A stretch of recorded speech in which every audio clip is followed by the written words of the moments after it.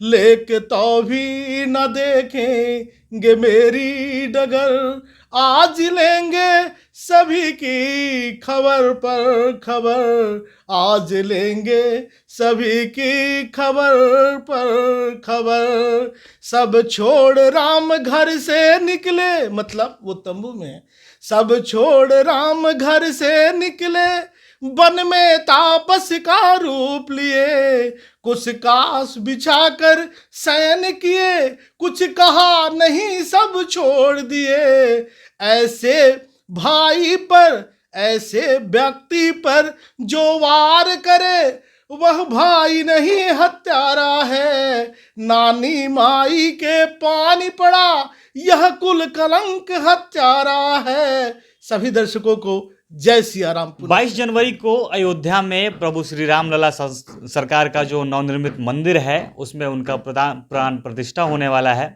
और इसको लेकर जो भाजपा सरकार है, केंद्र की मोदी सरकार है, वो इसे मेगा इवेंट बनाने में एकदम जुटी हुई है। हर तरफ अभी जिधर देखिए भाजपा के जितने भी बड़े बड़े नेता हैं, प्रवक्ता हो, खासकर टीवी चैनल में डिबेट में जा रहे हों, हर तरफ बस राम की बात हो रही है। रामलला सरकार का जो वो मंदिर बना है उनमें प्राण प्रतिष्ठा होगी 22 तारीख की। जिधर देखिए 22 जनवरी को एक खास दिन बताया जा रहा है और 22 जनवरी को लेकर अलग से पूरी प्लानिंग हो रही है। भाजपा का जो आईटी सेल हो वहाँ भी हर तरीके की बस यही बातें हो रही हैं। और इसको लेकर जो विपक्ष है वो तमाम तरीके का सवाल खड़ा कर रहा है। सबसे पहला सवाल कि 22 जनवरी ही क्यों, ये जल्दीबाजी इसको बताया जा रहा है। एक दो और सवाल हैं जिसको अलग अलग तरीके से विपक्ष भाजपा को घेर रहा है, मोदी सरकार को घेर रहा है कि ये चुनावी फ़ायदा उठाने के लिए सब कुछ किया जा रहा है। और हमारे साथ हैं भविष्यवक्ता श्रीपति त्रिपाठी जी। इनसे जानेंगे कि क्या इस खास दिन 22 जनवरी है, ये समय गलत है, इसके अलावा और भी जो सवाल, जो भी अफवाह कह लें या सवाल हो, सही गलत है क्या है, इसी पर बातचीत करेंगे। पर उससे पहले नमस्कार, कंट्री इनसाइड न्यूज़ देख रहे हैं आप और मैं हूं संजय मिश्रा। सबसे पहला सवाल तो इस दिन को लेकर ही है। भाजपा बताने में ये जुटी है कि ये 22 तारीख खास दिन है, इसको राम के जन्म से कैसे भी करके रिलेट किया जा रहा है। और विपक्ष का सवाल है कि 22 जनवरी केवल चुनाव के लिए है, जल्दीबाजी में सब कुछ किया गया है। आप क्या कहेंगे? हम तो यही कहेंगे कि सभी दर्शकों को जय सिया राम। मैं बिहार से हूँ और सीता के प्रदेश से हूँ, इसलिए हम लोग जय श्री राम तो बोलेंगे ही, लेकिन उसके पहले जय सिया राम बोलेंगे। हमारे आराध्य जो हैं वह तंबू में है। हमारे गार्जियन जब हो, कोई घर से बाहर हो, उसके लिए बहुत मुहूर्त देखने की ज़रूरत नहीं है। किसी कवि ने लिखा है, यह जो है आप सभी को सादर समर्पित है। आज त्रैलोक्य में मैं मचा दूं गदर। देखिए, भगवान बाहर हैं और आपके बुजुर्ग बाहर में हो और आपको गुस्सा नहीं आता, उनके प्रति संवेदना नहीं जगती है, तो बहुत अच्छी बात नहीं है। क्या लिखता है कवि? आज त्रैलोक्य में मैं मचा दूं गदर, इंद्र देखेंगे शक्ति हजारों नजर। लेके तो भी न देखेंगे मेरी डगर। आज लेंगे सभी की खबर पर खबर, आज लेंगे सभी की खबर पर खबर। सब छोड़ राम घर से निकले, मतलब वो तंबू में है। सब छोड़ राम घर से निकले, वन में तापस का रूप लिए। कुछ कास बिछाकर शयन किए, कुछ कहा नहीं सब छोड़ दिए। ऐसे भाई पर, ऐसे व्यक्ति पर जो वार करे, वह भाई नहीं हत्यारा है। नानी माई के पानी पड़ा, यह कुल कलंक हत्यारा है। सभी दर्शकों को जय सिया राम। पुनश्च मैं ये कहना चाहूँगा, भगवान घर से बाहर हैं, भगवान तंबू में है, ये विवाद का विषय नहीं है। आपके बुजुर्ग घर से बाहर हैं, हमारे आराध्य बाहर हैं। जितना जल्दी हो सके, संक्रांति जो है, संक्रांति होते ही अच्छे दिनों की शुरुआत हो जाती है। भीष्म पितामह ने भी इंतजार किया था, संक्रांति काल के बाद उन्होंने अपना देह त्याग किया था। ठीक उसी प्रकार संक्रांति समाप्त हो रही है। 22 तारीख के दिन भी चंद्रमा, उस दिन भी चंद्रमा उच्च के हैं, भगवान राम के भी उच्च के हैं। तो कई विद्वानों के द्वारा जो है यह दिन निकाला गया है। मैं जो है इस दिन की का पूरा समर्थन करता हूं और इस पे कई सारे वीडियोस मेरे आ चुके हैं। 4 मिनट का जो समय है वह भगवान के प्राण प्रतिष्ठा के लिए बहुत ही सुंदर समय है। तो यह जो कृत्य है यह किसी पार्टी और किसी व्यक्ति के लिए नहीं है। भगवान अपने घर आ रहे हैं।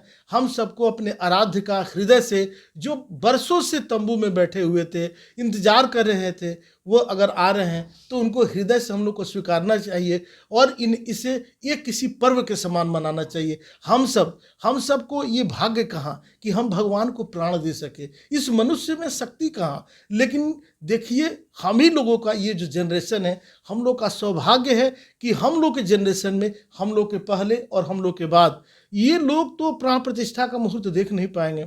ईश्वर की बड़ी कृपा है कि हम सब उसके साक्षात साक्षी बने हैं और भगवान आ रहे हैं। तो इसे जो है ईर्ष्या के दृष्टिकोण से नहीं, किसी पार्टी पॉलिटिक्स के दृष्टिकोण से नहीं, जनमानस में जो है उन्नति और भगवान के हमारे घर आ रहे हैं इस आनंद को महसूस कीजिए और भगवान को स्वीकारिए। आपका जय जय होगा। यानी जिस दिन राम आ रहे हैं वो दिन अपने आप में खास हो जाता है। दूसरा एक और सवाल काफ़ी चर्चा में है कि वहाँ पे कोई भी, जितने भी शंकराचार्य लोग हैं, चारों में से कोई नहीं आ रहा है।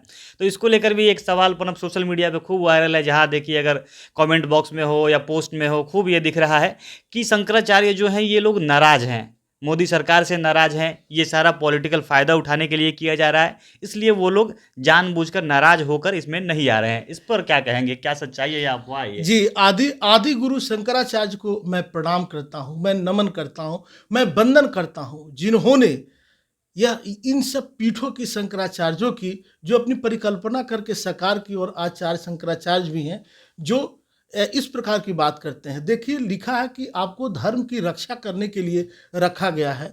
आप नहीं कर रहे हैं, कोई कर रहा है तो आपको साथ देना चाहिए। इस अच्छे कार्य में राक्षस का काम क्या है? हम लोग बोलते हैं कि रावण के जो हैं इतने हाथ थे, इतने सर थे। क्या मतलब है? मतलब यही है, आप अच्छे काम में विघ्न डालते हैं तो आप ही राक्षस हैं।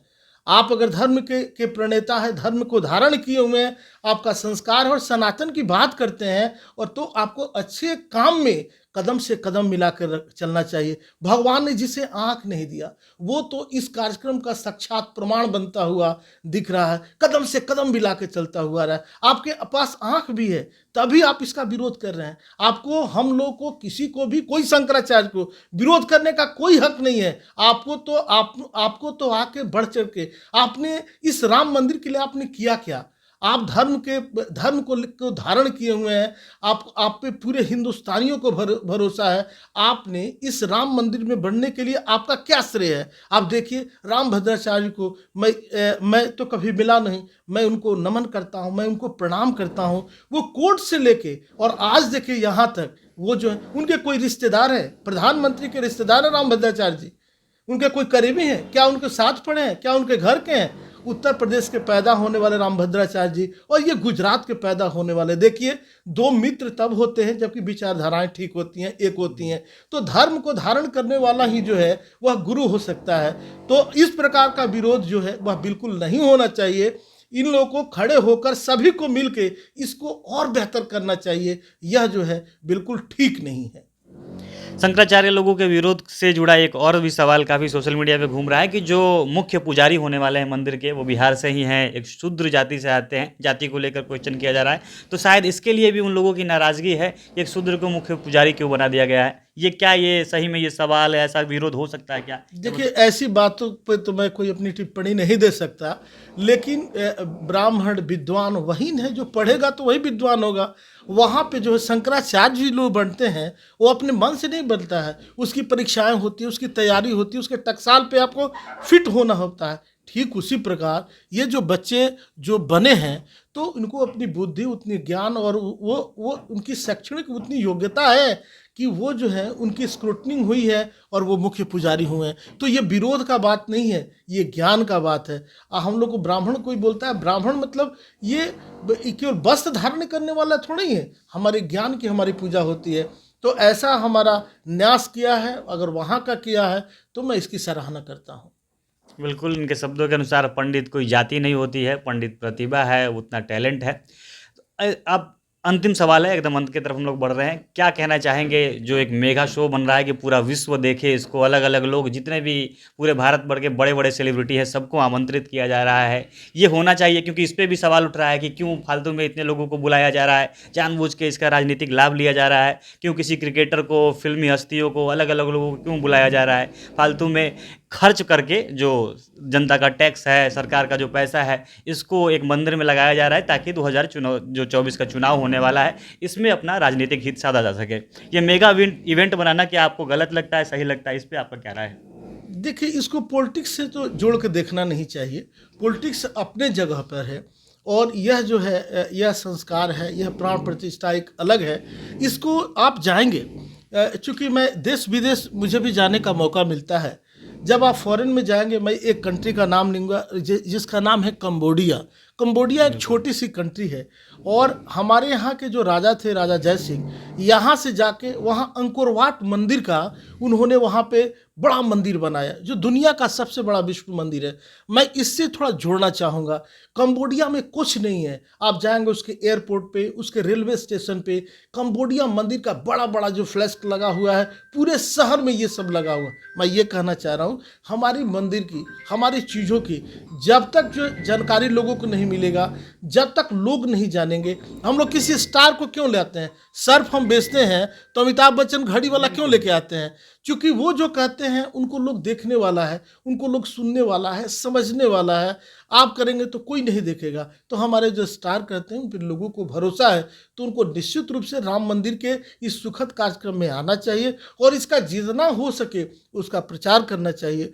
तो निश्चित रूप से धर्म की गति होगी, धर्म बढ़ेगा, हम लोग भी सुरक्षित रहेंगे। लिखा है कि धर्मो रक्षति रक्षित, धर्म की रक्षा होगी, मतलब मैं धर्म की रक्षा करूंगा तो धर्म भी मेरी रक्षा करेगा। तो यह जो काम हो रहा है, ये जो किया जा रहा है, आपने कहा कि ये अंत, अभी तो शुरुआत है, अभी तो आगाज़ है, अंजाम और आयाम तो बहुत दूर है।